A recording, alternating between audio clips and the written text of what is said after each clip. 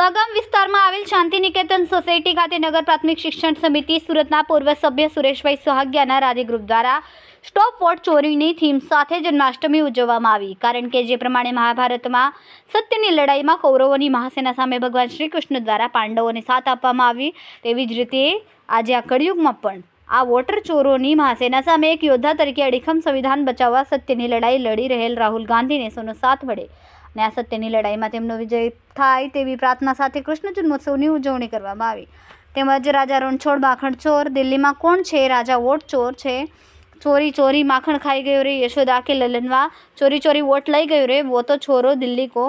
ના નાદ સાથે શ્રી કૃષ્ણ જન્મોત્સવના વધામણા કરવા શાંતિનિકેતન સોસાયટી સહિત આજુબાજુની સોસાયટીના લોકો ખૂબ મોટી સંખ્યામાં ઉપસ્થિત રહીને રાસ ગરબા અને ભજન કીર્તનની રમઝટ સાથે ભગવાન શ્રી કૃષ્ણના જન્મોત્સવના દર્શનનો લાભ લઈને ધન્યતા અનુભવી હતી.